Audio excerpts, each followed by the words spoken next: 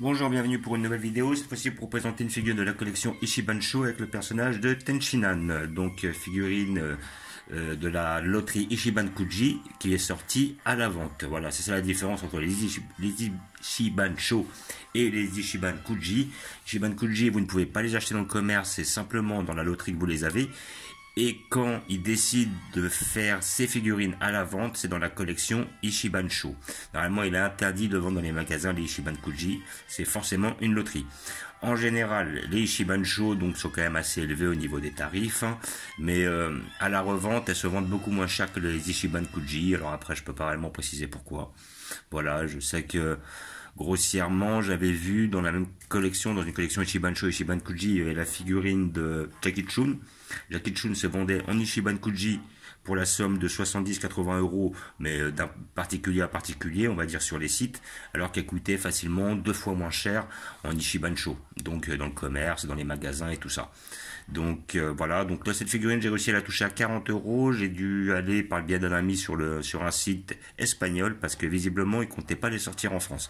Alors je sais pas s'ils vont le faire par la suite, mais j'ai eu écho qu'il y avait très peu de chances qu'ils les sortent justement en France. Alors voilà, des fois ils les sortent, des fois ils les sortent pas. Donc on a réussi à l'avoir par le biais d'un site espagnol. Et puis j'ai touché ça à 40 euros, ce qui reste quand même assez raisonnable. Voilà, donc nous allons l'ouvrir pour voir ce que ça donne. Je connais le visuel de la figurine, je sais que je ne serai pas déçu, mis à part si c'est un défaut apparent. Mais j'ai mon ami et mon cousin qui l'ont pris, j'ai pu voir le résultat et elle est quand même assez jolie. Alors je suis assez content d'avoir cette figurine et je la voulais car je n'ai pas de Tenshinhan.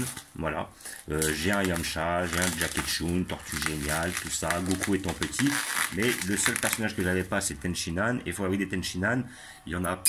ça ne court pas les rues. Voilà. Il n'y en avait qu'une seule que j'ai vue, c'était dans la collection DXF. Après, je compte pas forcément les figures et les figures de... Je crois que c'est figures X, où elles sont articulées. Mais en figurine, il y avait la collection DXF qu'ils en faisaient. Et bon, c'est des figurines qui sont quand même assez petites, dont les 12-13 cm à peu près, en moyenne, une dizaine de centimètres, on va dire. Et elles sont quand même très peu dynamiques. Donc voilà, et donc là on a quand même une figurine qui est assez dynamique avec un visu sur justement une position qu'il avait dans le tournoi des arts martiaux. Donc là après, si on doit le situer niveau chronologie, je pense qu'on est déjà obligatoirement après le dernier tournoi de Dragon Ball, car la cicatrice qu'il a au niveau du torse là a été faite par Tao Pai Pai lors de son combat dans le tournoi. Parce qu'à ce moment-là, Tao Pai Pai transformé en cyborg, a une épée qui est cachée dans le bras, ou une sorte de lame qui est cachée dans un de ses bras, et puis il arrive à le blesser au torse, et par la suite, comment il s'appelle, Tenshinhan, lui met sa raclée de toute façon, parce qu'étant donné qu'il a augmenté de niveau depuis le précédent tournoi, il est un niveau bien au-dessus de Tao Pai Pai, qui était, je le rappelle, le frère du maître de Tenshinhan, le maître des grues. Le maître des grues, qui lui-même était l'adversaire du maître des tortues, autrement dit Tortue Géniale ou Kame Senna. Voilà, donc je suis content d'avoir cette figurine. Mon cousin aussi était content parce qu'il apprécie beaucoup le personnage. Et voilà, donc après c'est un peu un personnage, on va dire, d'anthologie. Hein. C'est très rare qu'on ait eu Tenshinhan, c'est quand même un personnage assez important de l'histoire, qui a quand même moins dépéri qu'un Yamcha, pour donner un exemple. Et il a toujours eu un niveau qui était au-dessus de celui de Krillin. Il a même réussi, pendant l'arc Cell, à tenir tête à Cell en deuxième forme. Voilà. Donc, voilà, comme je vous dis, un boîte on ne peut plus basique, hein, les boîtes Ichiban-sho, voilà, avec le personnage en visu. Voilà, franchement, belle boîte, mais rien d'exceptionnel. Voilà. Donc, pour cette figurine, nous avons effectivement 3 parties. Le corps, les bras, enfin, les jambes et et le socle. Voilà. Après nous avons la partie haute du corps qui est quand même très bien faite. On reviendra, hop, je vais essayer d'avoir un zoom. Elle est quand même très bien faite et on reviendra sur les imperfections parce qu'il y en a quand même quelques-unes. Voilà, après qu'on voit, elle est quand même assez qualitative pour le reste. Donc bon, on passe. Ils auraient pu faire un effort pour essayer de cacher. Je parle aussi, on va dire, les jointures. C'est ça qu'on remarque quand même assez. Et sinon, dans l'ensemble, ça reste quand même une belle pièce. Voilà, donc là, on a la partie basse du corps avec le petit papier bulle pour protéger la partie de la jambe gauche.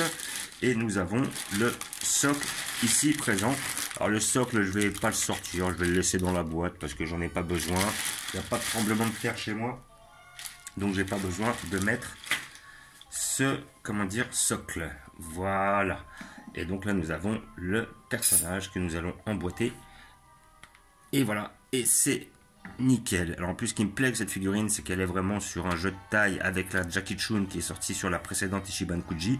Parce que de souvenir, sur cette Ichiban Kuji, cette loterie-là, il y avait le Tenshinhan qui était sorti, le Piccolo qui est justement issu de l'arc Saiyan quand il affronte les Vegeta Nappa ou les Saibamen. Et comment dire... et après, il y avait le Yamcha en Sokidan qui affronte Shen pendant le dernier tournoi des arts martiaux de Dragon Ball, qui est, je le rappelle, Shen, le tout-puissant qui s'est réincarné dans un corps humain. Et j'aimais moins cette Yamcha que la Yamcha sortie sur la précédente Ichiban Kuji, c'est-à-dire celle juste avant celle-là, où on avait un Yamcha en lot A, si je dis pas de bêtises, et en lot Last One. C'est-à-dire que la Last One, c'était le Yamcha avec le kimono orange avec plume, et le lot A, c'était la Yamcha avec le costume rouge. Donc je les avais, je crois que c'est même mon cousin qui me l'avait récupéré, celle-là, il avait réussi à me la récupérer, il avait fait une loterie, puis comme il a vu qu'il me plaisait, bah, généreusement, il me l'avait passé. Voilà, donc maintenant nous allons voir de plus près la figurine. Voilà, donc je vais essayer d'avoir un visu de plus près, un zoom. Voilà, ici présent, hop, nous voyons, donc nous allons voir les imperfections d'abord. Alors là, on a quand même une belle ligne au niveau des pectoraux. On a vraiment la sensation que le bras, il est venu s'emboîter comme ça comment dire, au niveau des pectoraux, au niveau justement là, on va dire de la clavicule ou des, comment dire, des trapèzes, tout ça. Donc c'est quand même assez marqué. Ça, c'est un peu dommage. Là, pareil ici, on a vraiment une démarcation de la jointure et c'est quand même assez carré. Il y a peu d'arrondis, donc ça ressort quand même. On voit vraiment que comment le sculpte a été fait, c'est-à-dire que les deux bras sont venus s'emboîter dans le torse, et ça c'est quand même assez grossier, c'est vraiment dommage quoi. Là on a des belles lignes et tout ça, on a même limite une couleur légèrement différente, plus claire au niveau du torse et au niveau justement de, là je vais dire ouais, de la clavicule ou alors des comment dire des trapèzes, contrairement aux deltoïdes, aux bras qui justement sont sur une couleur un petit peu plus bronzée quoi. Donc là c'est dommage, en plus s'ils avaient mis le même jeu de couleurs ça serait peut-être moins remarqué. Ça c'est un gros dommage. Sinon le visage quant à lui est hyper bien fait. Franchement, il est hyper propre. La pose est nickel. Le corps là sur le bas est très bien fait, très fidèle au design qui était dans Dragon Ball, voilà, ou dans les débuts de Dragon Ball Z. Voilà. Après à côté de ça, au niveau du bas du corps, c'est parfait, c'est très bien fait. Voilà, je vais le réemboîter un peu plus pour éviter d'avoir trop de lignes. Voilà. Donc après, effectivement, on verra une petite démarcation, mais c'est un peu normal parce que c'est là où on emboîte la partie haute sur la partie basse. Voilà, sinon l'arrière est bien fait. On a toujours cette malheureuse jointure qui nous suit là tout le long. Et là, on voit vraiment que ça vient s'emboîter. Il y a même limite un petit jeu ici, ce qui n'est pas terrible. Là, on voit un petit écart. Ça, c'est vraiment un gros dommage. Hein. Cette figurine aurait pu être parfaite si effectivement elle avait été un peu plus finie. Après, bon, on passera pour la simple et bonne raison que la pose est dynamique, le reste est très bien fait, et des Tenshinhan, c'est quand même très très rare. On a aussi une belle ligne là derrière, juste derrière la nuque. C'est moins dérangeant parce que bon, la figurine, c'est pas sur l'angle qu'on la met, mais bon, elle est quand même bien voyante. Et puis c'est vrai que généralement, les crânes, ils ont du mal, il y a souvent une jointure, tout comme les figurines de Krillin. Je verrai d'ailleurs si à l'occasion j'arrive à attraper une Krillin. Voilà, donc toujours pareil, jointure à ce niveau-là. On voit bien l'emboîtement justement à ce niveau-là. Donc on sait comment ils ont sculpté la bête, on va dire. Mais sinon, dans l'ensemble, comme je disais, le bas du corps est très bien fait. Les bras sont très bien faits. La pose est bien faite. Là, son doigt me fait un peu peur, là. Qu'est-ce qu'il a, là, son doigt? Normal, ça? Là, le doigt, il y a un doigt sur l'autre, là. Alors, est-ce que c'est normal? Je vais regarder. Je vais voir si je peux regarder sur la photo. Si j'ai un visu. Ouais, donc ouais, si on le met comme ça, non, c'est pas réellement. Je vois la photo. Non, les doigts devraient être un peu plus écartés. C'est un peu dommage qu'il y ait un doigt qui soit sur l'autre. Voilà, mais bon, sinon dans l'ensemble, c'est pas non plus trop dérangeant. Je pense qu'après, est-ce que j'ai la possibilité de l'écarter pour voir s'ils sont pas collés, sans le casser évidemment. Ça reste du plastique, donc c'est pas. Ça peut se mouler un peu. Mais j'ai l'impression que malheureusement, ils sont limite collés entre eux, quoi. Qu'est-ce que c'est que ça? Voilà, il y a un souci là, il a un problème avec ses doigts. Bon, c'est vrai que c'est une pose spéciale, mais quand même. Est-ce que je peux le retirer là? Là, ça me saoule. Il a un doigt sur l'autre, mais ils ont collé les doigts ensemble, les mecs. Ah, ils sont forts. Ah. Bon, c'est pas grave. Allez, on va passer, on va regarder l'autre main. L'autre main, comment elle est? Oh, elle est bien faite. L'autre main est bien faite. Les doigts sont bien faits. Dans l'ensemble, la main, tout ça, les doigts, franchement, ça reste correct. Le bras bien fait. Mauvaise jointure, hein, ça on l'a déjà dit. Tête bien faite, corps bien fait. Voilà. Il manquait un tout petit peu de finition pour qu'elle soit parfaite. Mais bon, vu qu'on a très peu de Tenshinhan, on va pas pleurer. Ça reste quand même une très très belle pièce. Puis après, comme je disais, effectivement, dans cette collection ou cette loterie Ichiban, donc après aussi même cette collection Ichiban Show, parce que je pense qu'elles vont sortir dans le même arc, effectivement, on avait la Chaoz que j'ai pris, donc je vais faire l'ouverture plus tard. Et comment dire, le Yamcha en Sekidan et de souvenir, il y avait un Krillin, si je dis pas de bêtises, et il y avait comment dire, oui, le Piccolo, justement. Dans une position de combat face au Saibamen.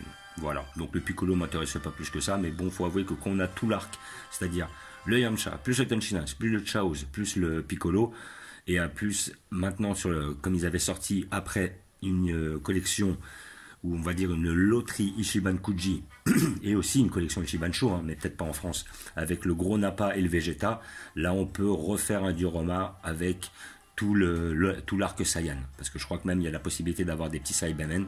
Donc après, quand vous avez les 4, voilà, vous avez Krillin, vous avez le petit Sangohan, vous avez Tenshinhan, Yamcha, vous avez Chaoz, et en face vous avez Nappa, Vegeta et Saibamen. Là vous pouvez faire un diorama du tonnerre, quoi, qui représente vraiment l'époque où l'arc Saiyan qui avait marqué mon enfance et peut-être la vôtre. Voilà, donc comme d'habitude, je vais vous montrer où je vais la placer. Donc j'ai déjà fait un peu de place pour la placer sur mon tournoi d'arts martiaux. Donc elle sera à côté du Jackie Chun et en face du Yamcha. Voilà, comme ça va faire un petit diorama tranquille. Parce qu'après c'est vrai que ce personnage-là peut très bien prendre sa place dans l'arc Saiyan, mais aussi dans la fin de Dragon Ball, face au tournoi, enfin dans le tournoi des arts martiaux, que ce soit face à Jackie Chun ou face à Yamcha. Ça reste des grands moments d'autologie du 2e et 3e tournoi d'arts martiaux de Dragon Ball. Voilà.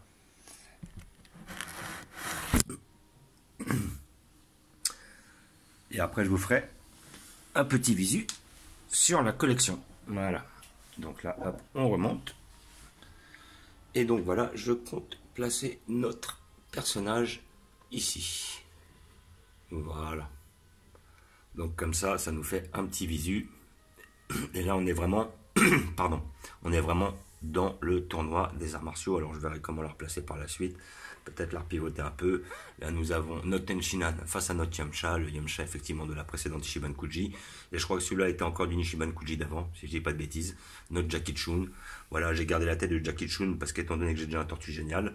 Et là après derrière nous avons notre Goku et notre Piccolo de la collection Matchmaker qui sont sortis quand même il y a un petit temps, que mon pote Stéphane en allant au Japon m'avait offert et qu'il avait touché ça pour une bouchée de pain. Je crois que c'était même pas 8 € les deux ou 16 € les deux, je sais plus exactement. Voilà, comme quoi on n'a pas du tout les mêmes prix qu'au Japon. Ça dépend, les codes sont très différentes. Voilà, et après je vais voir où je pourrais trouver une place pour mettre mon Chaoz. Voilà, je ne sais pas réellement, je vais voir. Je vais bien trouver une petite place. Voilà.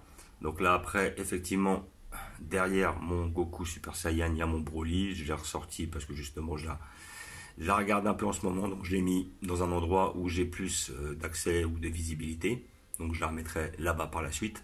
Mais bon, on va dire que le diorama de mon tournoi, qui représente le dernier tournoi de Dragon Ball, est quand même bien représenté. Voilà. Même, bon, on va dire les échelles ne sont pas représentées, mais l'esprit y est et c'est le principal. Voilà. Après, je retrouverai des places de façon à les mettre à tous un peu plus en valeur. Voilà. Donc, comme d'habitude, je vous remercie d'avoir regardé. Je vous dis à bientôt. N'hésitez pas à vous abonner ou à mettre des pouces.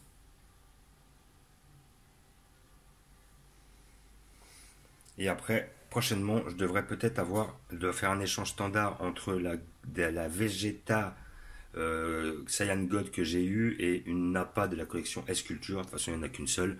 Peut-être faire un échange standard avec un ami, justement, qui veut se débarrasser de sa Nappa parce qu'il a déjà une Nappa Ichiban Kuji, donc il n'a pas besoin d'en avoir 50. Et à côté de ça, Ça permettra d'avoir un appât et de le mettre dans mon Arc Saiyan vu que j'en ai pas. Je vous dis ciao!